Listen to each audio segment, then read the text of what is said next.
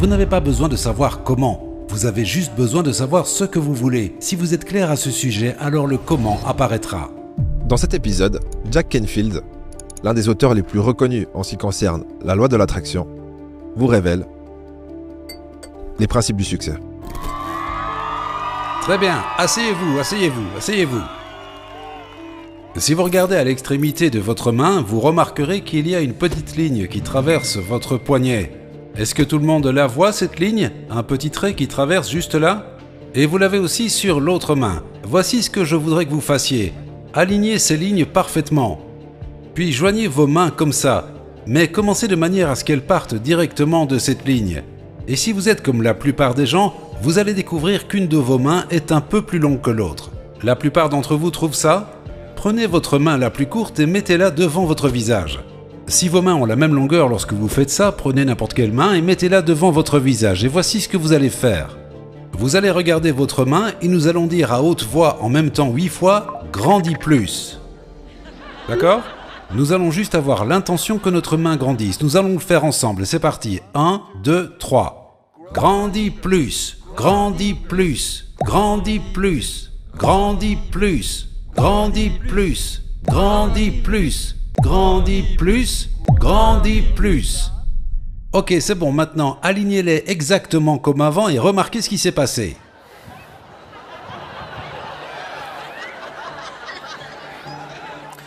Combien d'entre vous ont trouvé qu'elle a effectivement grandi? Très bien. Donc, ce que cela nous montre, c'est le pouvoir de notre intention et le pouvoir de notre esprit sur la matière physique en commençant par notre corps. Et nous voyons que nous avons effectivement ce pouvoir sur la matière physique dans tout l'univers. Maintenant, la bonne nouvelle est que nous pouvons faire ça. La mauvaise nouvelle, au cas où certains y penseraient, est que... Jusqu'à présent, les recherches n'ont été faites que sur les mains, d'accord ? Je ne voudrais pas que vous perdiez trop de temps ce soir avec ça. Maintenant, il y a 3 choses sur lesquelles vous avez le contrôle dans votre vie. Vos pensées, vos images mentales et vos actions. Et nous allons examiner les pensées ensemble pendant juste un instant. Parfois, ce que vous pensez savoir fait obstacle à ce qui est possible. Si vous croyez que vous pouvez faire quelque chose, vous pouvez trouver une solution. Mais vous devez y croire, vous devez croire que ça va se produire dans votre vie. J'adore cette citation. Ne dites jamais à une jeune personne que quelque chose est impossible, car Dieu a peut-être attendu des siècles quelqu'un d'assez ignorant de l'impossible pour réaliser cette chose. Il y a quelque temps, je dînais avec un gars qui est le champion d'échecs de l'Alabama. Nous parlions de succès et il a dit « Si vous connaissez la combinaison du cadenas, peu importe qui vous êtes, peu importe si vous êtes noir ou blanc, jeune ou vieux, homme ou femme, si votre QI est de 150 ou votre QI est de 50, si vous connaissez la combinaison, le cadenas doit s'ouvrir. » Et ce que j'ai découvert dans mon travail, et je fais ce travail depuis 30 ans, j'ai commencé avec un homme nommé William Clement Stone qui valait plus de 600 millions de dollars en 1968, et il m'a tout enseigné ce qu'il savait sur le succès, et je l'ai appliqué à ma propre vie et je l'ai enseigné aux autres. Et puis j'ai fait des centaines d'ateliers sur le succès. Je suis même allé en Inde et j'ai étudié avec de grands maîtres et ainsi de suite au fil des ans. Et il y a une combinaison, un système, et si vous connaissez cette combinaison, vous pouvez accéder au succès. Le problème, c'est que beaucoup d'entre nous manquent de quelques chiffres. Et donc aujourd'hui, j'aimerais vous rappeler et peut-être partager de nouvelles choses avec vous que vous auriez pu oublier. Maintenant, voici un homme nommé Jean-Paul Getty. Il a été à un moment l'homme le plus riche d'Amérique et quand on lui a demandé quels étaient les secrets du succès, il a dit « Il y en a 3. Levez-vous tôt, travaillez dur et trouvez du pétrole. » Évidemment, c'est un peu plus complexe que ça. Chez Keller Williams, ils ont une formule qui leur garantit des résultats. C'est une entreprise de vente immobilière. Ce système dit que si vous faites 5 visites commerciales en personne et 10 appels téléphoniques chaque jour, que vous écrivez 15 notes de remerciement aux 15 personnes avec qui vous parlez et que vous visitez 5 nouvelles propriétés, vous obtiendrez toujours un niveau élevé de vente au sein de l'entreprise. Passez vos journées entières assis à visualiser ou à genoux à prier ne transformera pas votre vie. La forme de prière la plus efficace restera toujours l'action. Priez pour qu'un pommier pousse dans votre jardin, et fût-il lorsqu'il suffit de planter la graine. Par contre, lorsque vous vous êtes autorisé à rêver grand, la plupart du temps, vous ne savez pas comment atteindre ce rêve. C'est là que la visualisation entre en jeu. Si vous arrivez à vous convaincre que vous aurez ce que vous voulez, les opportunités et les pensées sur lesquelles vous tomberez vous mèneront inévitablement vers votre objectif. Maintenant, revenons sur la création de formules. Pensez à un de vos objectifs. Par exemple, être en meilleure forme physique. Maintenant, prenez un bout de papier et définissez en 3 à 5 étapes comment garantir que cela arrive. Par exemple, la formule pourrait être 1, 2000, 100, 2500. En gros, faire 1 heure de sport, brûler 2000 calories, consommer 100 grammes de protéines et ne pas consommer plus de 2500 calories. Bien sûr, ce n'est qu'un exemple et c'est à vous de créer votre propre formule en vous concentrant idéalement sur le 20% d'effort qui apportera le 80% de résultats. Si vous voulez devenir auteur, au-delà de la visualisation, vous allez devoir écrire. Et du coup, vous pouvez analyser combien de mots des auteurs à succès écrivent par jour et faire la même chose. Par exemple, votre formule pourrait être 3000 mots par jour. Si ce but est accompli, votre journée est réussie. Sinon, c'est un échec. Après, bien sûr qu'un auteur devra faire beaucoup plus que simplement écrire 3000 mots par jour. Alors la question si vous êtes auteur, c'est quelles sont ces autres choses qu'un auteur à succès doit faire pour réussir? Ensuite, ajoutez ces choses à votre formule et répétez cette formule tous les jours. Et normalement, si vous avez choisi la bonne formule, le coffre devrait s'ouvrir.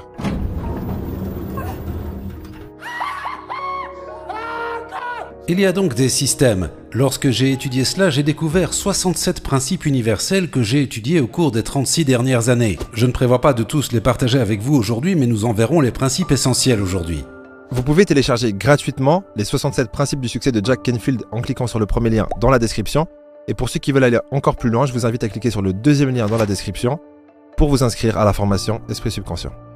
Vous pouvez apprendre à doubler votre revenu et doubler votre temps libre et créer plus d'équilibre et de plaisir dans votre vie. Et toutes les personnes qui travaillent avec moi font cela en 2 ans ou moins, donc c'est facile à faire si vous investissez du temps et que vous vous engagez à faire le travail. Mais ce qui compte, c'est le travail sur soi qui ouvre des portes et qui permet à votre génie naturel de se manifester. Buckminster Fuller disait qu'il n'existe pas de génie. Il disait « certains enfants sont juste moins endommagés ».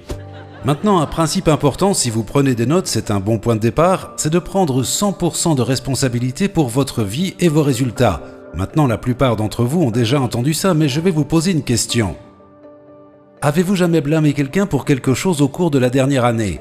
On s'énerve parfois contre le président, ou l'économie, ou le prix du pétrole, ou on blâme d'autres personnes pour notre manque de succès. Vous devez littéralement abandonner tout blâme et prendre 100% de responsabilité pour la vie que vous créez telle qu'elle est. Vous devez abandonner les plaintes. Se plaindre implique que l'on aspire à quelque chose de mieux sans pour autant être disposé à prendre les risques nécessaires pour l'obtenir. Si je me plaignais de ma femme, cela signifierait que je dois avoir un point de référence de quelqu'un de mieux avec qui je préférerais être, mais pour laquelle je ne suis pas prêt à risquer de quitter ma femme pour être avec. Ou je devrais prendre le risque d'en parler avec ma femme et de partager avec elle les choses que je n'aime pas chez elle, que je voudrais qu'elle change. Et cela pourrait créer une conversation qui pourrait être un peu inconfortable. Mais sans prendre ce risque, je ne peux pas créer ce que je veux.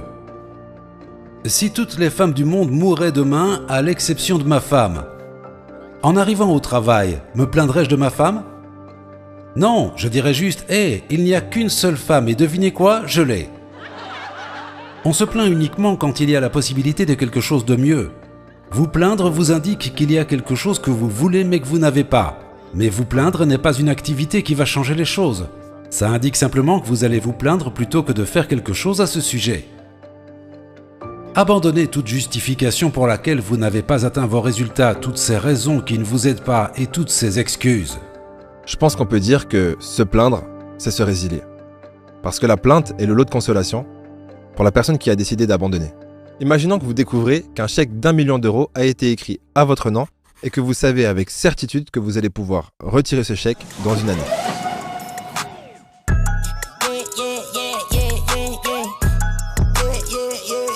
Mais par contre, actuellement, vous ne roulez pas sur l'or. On peut même dire que vous avez de la peine à joindre les deux bouts. Est-ce que dans ce cas-là, vous souffrez du manque d'argent? Est-ce que vous vous plaignez parce que le monde est injuste? Bien sûr que non. Parce que vous savez que vous allez recevoir 1 million d'euros. Vous ne les avez pas encore dans votre poche, mais vous êtes autant reconnaissant que si c'était le cas. Maintenant, une chose à comprendre, c'est que si une situation ne vous convient pas, en prendre la responsabilité vous prouve que vous pouvez faire quelque chose.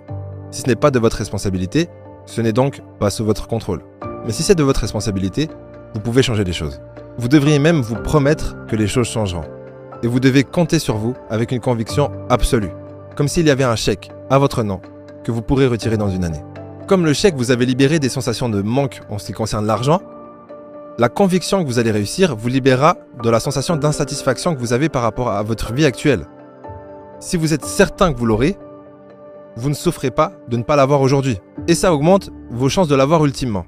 Maintenant, vous vous souvenez peut-être dans le film Le Secret, il y a ces 3 étapes. Demander, croire et recevoir. Et je veux approfondir la partie de la demande aujourd'hui. Donc, le principe de succès suivant dont je parle dans mon livre s'appelle « Décider exactement ce que vous voulez », qui se concentre sur la demande. Avoir des préférences, avoir des désirs, se fixer des objectifs, avoir une vision, avoir des buts, devenir millionnaire, peu importe ce que vous voulez. Maintenant, rappelez-vous, dans Le Secret, il est dit de parler de ce que vous voulez, pas de ce que vous ne voulez pas. Si vous n'avez pas encore fait cet exercice avant de rentrer chez vous, dans l'avion ou peu importe, commencez à penser quels seraient les 101 objectifs que vous voulez atteindre. Lorsque j'interviewais le général Wesley Clark, il a dit « Ça ne prend pas plus d'efforts ni plus de temps de rêver grand que de rêver petit ». Laissez vos objectifs être aussi grands que vous le souhaitez, mais ne les rendez pas plus grands que ce que vous voulez, car ce n'est pas nécessaire. En d'autres termes, faites confiance à ce que vous voulez. Walt Disney disait « Si vous pouvez le rêver, vous pouvez le faire ». Vous ne pouvez pas avoir un rêve que vous n'avez pas la capacité de créer, soit par vos efforts, soit par les efforts de rassembler une équipe. Combien d'entre vous ont un système GPS dans leur voiture ?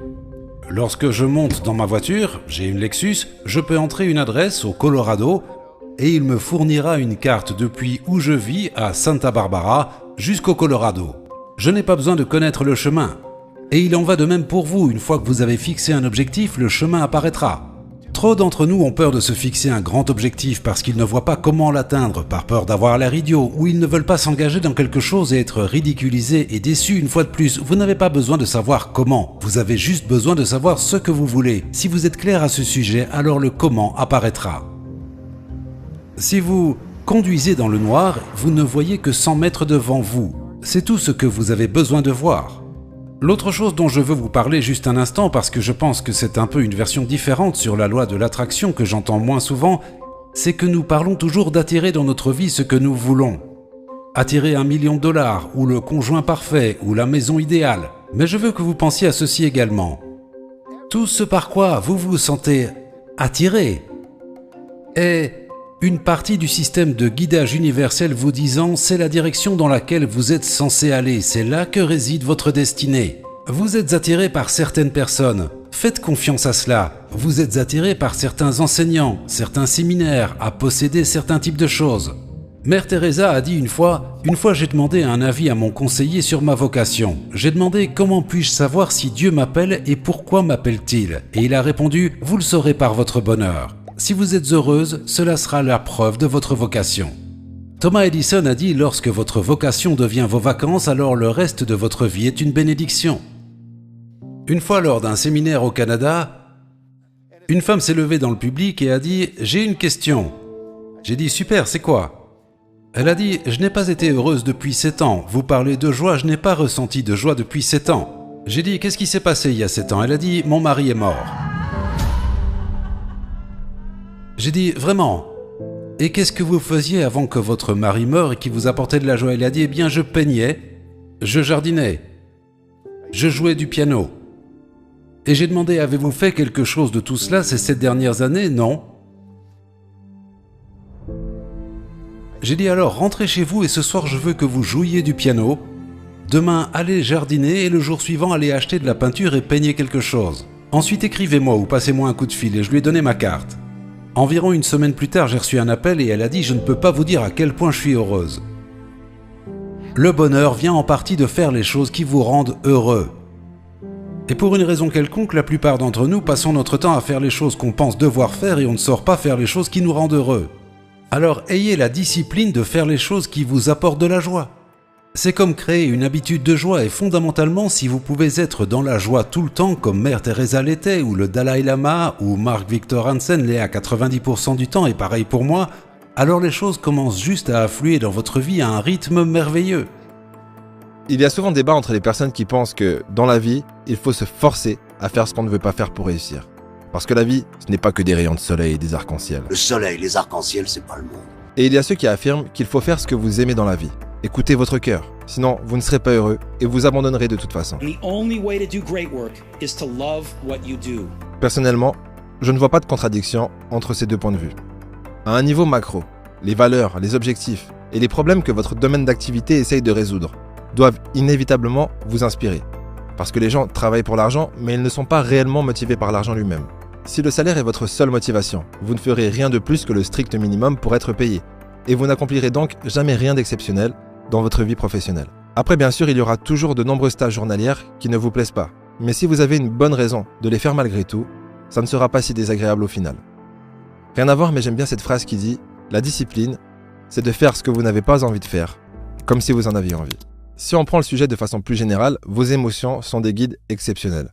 Je me rappelle au début d'une de mes relations passées, j'ai commencé à me sentir de moins en moins bien, et c'était assez régulier. Je perdais confiance en moi et j'étais très travaillé. Un jour, j'en ai parlé avec un ami, et la première chose qu'il m'a demandé, c'est « Ça fait combien de temps que ça dure ton problème ?» Et j'ai dit « Ça doit faire 2 mois. » Et il m'a dit « Ah, bah alors depuis que t'as rencontré cette meuf ?» J'ai répondu « Oui, mais ça n'a rien à voir, parce que elle est parfaite. » Quel tocard j'étais. Pendant 2 ans, je n'étais plus vraiment moi-même. Je m'en rendais compte, mais je comprenais pas les causes. Et Dieu merci, après 2 ans environ, elle m'a quitté. Aïe. Bah d'ailleurs, ça m'a fait mal.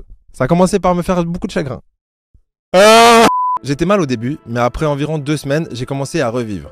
Et j'étais littéralement mieux que ces 2 dernières années. Morale de l'histoire, parfois une liste concrète des pour et des contre ne suffit pas. Parfois, même si tout est bon sur le papier, vous sentez en vous quelque chose qui cloche. Quand vous pensez à une personne ou à une idée, et que cela diminue votre taux vibratoire, autrement dit, ça vous fait aller simplement moins bien. Dans ces cas, souvent le bon choix, c'est de s'écouter, de tourner le dos à ce qui nous est désagréable, et de poursuivre ce qui nous fait du bien. Bien sûr, il vous faudra du bon sens, parce que le but n'est pas de rester coincé dans votre zone de confort jusqu'à ce que mort s'en suive. Affronter vos peurs reste la base du développement personnel. Mais je suis certain que vous serez capable de faire la différence entre votre instinct, qui essaie de vous guider, et des limitations que vous devez surpasser. Ok, le pardon est une autre grande partie. Vous devez pardonner car chaque fois que vous gardez du ressentiment, vous n'êtes ni dans la joie, ni dans l'amour, ni en paix intérieure. Vous devez lâcher prise et vous libérer. Il existe toutes sortes de processus puissants. John Gray a écrit un livre sur le processus de la vérité totale. Si vous pouvez le ressentir, vous pouvez le guérir. Soyez dans un état d'amour, attendez-vous toujours au positif. Si vous ne vous y attendez pas, cela ne se produira pas. Donc vous voulez toujours être dans cet état d'attente que du positif va se produire. J'aimerais partager avec vous une histoire sur un gars appelé Cliff Young. Cliff Young avait 61 ans lorsqu'il s'est présenté au début d'une course de longue distance en Australie. La course faisait 875 km. Il portait une salopette et il avait des bottes de construction. Tous les autres gars avaient 25 ou 30 ans, ils étaient tous dans leur équipement de course, Adidas, Nike, Puma, ASICS. Lui ressemblait à un vieux fermier, il avait même des galoches par-dessus ses bottes en cas de pluie. On lui a demandé « Avez-vous déjà couru une course de longue distance ?» Il a dit « Non ». Alors pourquoi pensez-vous pouvoir faire ça ? Avez-vous déjà couru un marathon ? Ça va durer en tout cas 6 jours et demi. Il a dit « Non, mais je suis fermier et je dois courir après mes moutons et parfois j'ai des problèmes. Je dois les poursuivre pendant 2 ou 3 jours et ça ne me fatigue pas, je pense pouvoir le faire. » Ils lui ont demandé « Pourquoi ne commencez-vous pas par une course plus courte ?» Il a dit « Eh bien, c'était les seuls jours libres de mon agenda. » Et ils ont dit « D'accord. » Donc le jour J, le coup de pistolet retentit et ils partent tous, courant vraiment vite. Et Cliff court comme ça. Ils l'ont appelé le shuffle de Cliff Young. Cliff avait un avantage dont personne n'était au courant. Cliff n'avait jamais parlé à un entraîneur. Il n'avait jamais parlé à un coureur de distance d'élite. Il n'avait jamais lu le magazine Runner's World. Il n'avait jamais lu de livre sur la course de longue distance. Il ne savait pas que lorsqu'on fait une course de longue distance, on court pendant 18 heures, on dort pendant 6, court pendant 18, dort pendant 6 et ainsi de suite. Donc il courait tellement lentement que, lorsqu'il est arrivé à l'endroit où tout le monde était allé se coucher, ils dormaient tous. Personne ne lui a dit de s'arrêter et d'aller se coucher, alors il a juste continué à courir. Il a couru sans s'arrêter, pendant 5 jours et demi, et a battu le record de 12 heures.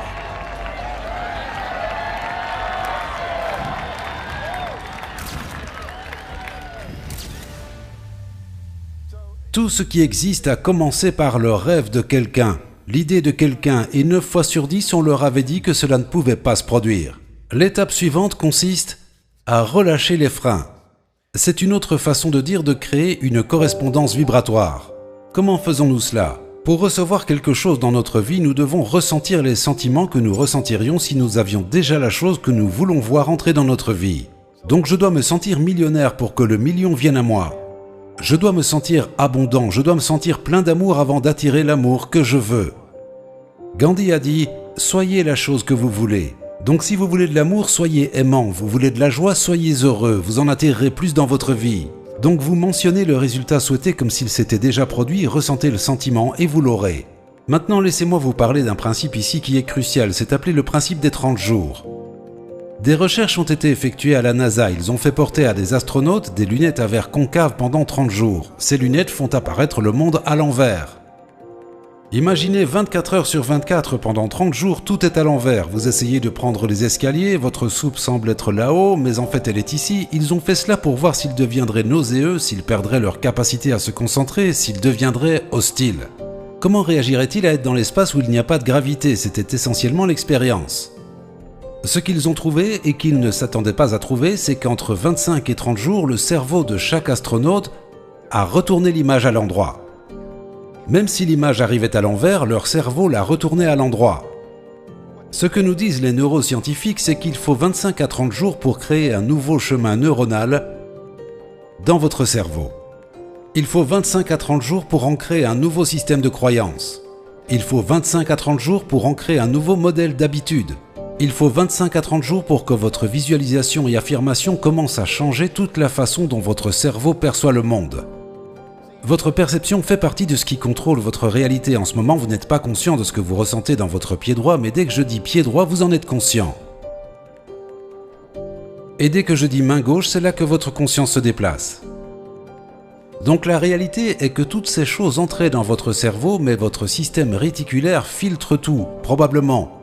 Sauf ce que je disais. Mais dès que je dis pied droit, cela change. Donc dès que vous commencez à visualiser et que vous faites ça pendant 30 jours, le système réticulaire dans votre cerveau commence à laisser entrer tout ce qui vous aidera à devenir millionnaire ou à résoudre la faim dans le monde ou à travailler avec le président ou quoi que ce soit que vous visualisez. Donc vous voulez visualiser pendant 30 jours d'affilée sans faute, quoi que ce soit que vous voulez. Parce qu'ils ont fait une expérience où au 15e jour, la moitié des astronautes ont enlevé les lunettes et les ont remises le 16e jour. Il a fallu encore 25 à 30 jours avant que le phénomène ne se produise à nouveau. Donc vous devez le faire 25 à 30 jours de suite. Cela a du sens ? C'est la raison pour laquelle la plupart des affirmations des gens ne fonctionnent pas. C'est la raison pour laquelle beaucoup de séminaires qu'ils suivent ne fonctionnent pas, car ils n'appliquent pas les conseils. En les utilisant tous les jours pendant 30 jours. La répétition encore et encore ancre dans l'inconscient et modifie également votre champ perceptuel et programme également la conscience universelle tout autour de vous. Faites tout ça. Vous devez investir de votre temps, et si cela vous fait du bien et que c'est plaisant, continuez à le faire. Si ce n'est pas le cas, ne le faites pas. Si vous travaillez sur ça, si vous gardez votre conscience claire et que vous choisissez vos pensées, vous créez une correspondance vibratoire. Dans ce cas, pour chacun d'entre vous, le meilleur reste à venir. Merci. Ayez une merveilleuse vie.